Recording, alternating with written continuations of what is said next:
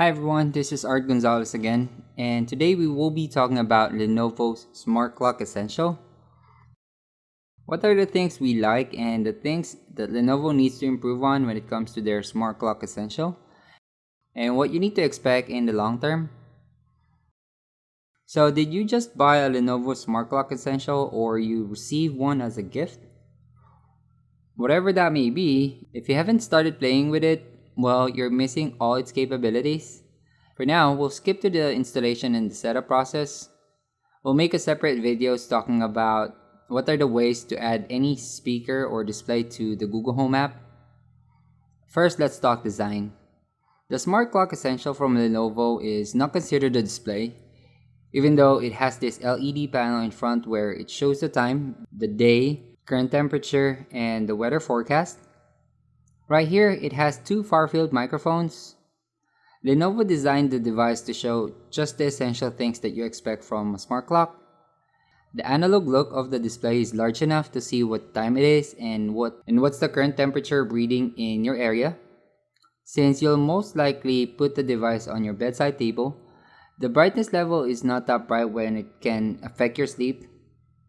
If you ever own a Google-enabled speaker like the minis or the displays, the Smart Clock Essential has the same fabric covering, so it should be perfect for most bedside tables.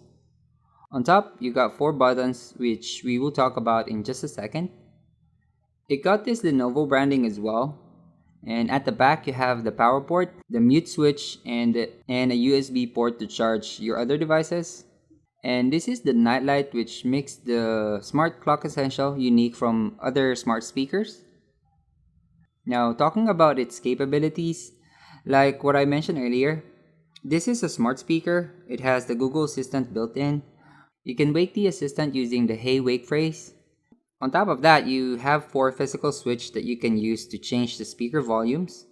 If you try and adjust them, it will show these 4 dots letting you know that the volumes are changing, and it got a play or pause button to control any media that is playing and an alarm button to create an alarms. Setting up an alarm is easier through voice, though it just works fine using the alarm button. I still suggest setting up your alarm by asking your Google Assistant. When your alarm went off, to snooze or stop it completely, there are different ways. What we use most of the time is just by saying stop or by tapping the back of the device and it will automatically snooze, like the old school alarms where you need to tap it to stop. That same functionality still works with the Lenovo Smart Clock Essential, but now by saying stop, you don't need to use the wake word. Just say stop and it will stop both the timer and the alarm. If you ever own a Google Mini or Nest Mini, only difference is the analog display where you can see the actual time and weather instead of you asking your assistant, which is for me an advantage. Now, the USB at the back can charge up any device that has a standard USB cable from phones to smartwatches, tablets, and etc. And you need it like after an hour. Don't expect that your phone is fully charged. Then we plug the phone to charge it up overnight. Now, let's talk about the night light again. This is what separates it from the other smart clocks out there. It's really intended to sit on your nightstand. You can activate the nightlight by asking your Google Assistant, but we face some issues doing that. Either the assistant will turn on or off our bedroom light instead of the nightlight, or it doesn't work at all.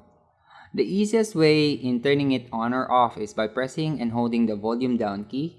Then, to set its brightness, that's where you need to ask the Google Assistant. Now, what are my thoughts after owning one for over a year or so now? I'm satisfied. Sound quality, though, is not perfect, but playing lullaby songs and white noises before going to sleep are just fine. That is one of its purpose. I didn't buy these to play music for a party or something, but adding it to a group speaker in the Google Home app is worth it. I can say this is the perfect bedside companion that you can get. I got the Lenovo Smart Clock Essential from BH Photo for about $25 US, which is around 1,300 Philippine pesos. It's not bad since the Nest Mini 2nd generation normally retails for around $35. If I'm lucky, I can get it for the same amount but having a dedicated screen is a bonus. The only complaint I had is the delivery time, which is expected since it's from the US. Then it needs to be shipped here in the Philippines. And for the past few weeks, I noticed that the display changes. Actually, there are these lapses on the numbers itself where sometimes it's hard to read what time it is. It's only visible during the night and it happens randomly. But aside from those issues, I'm pretty satisfied. If you want to get one for yourself as a gift or for someone, I will leave a link in the description below, and yeah, there you go.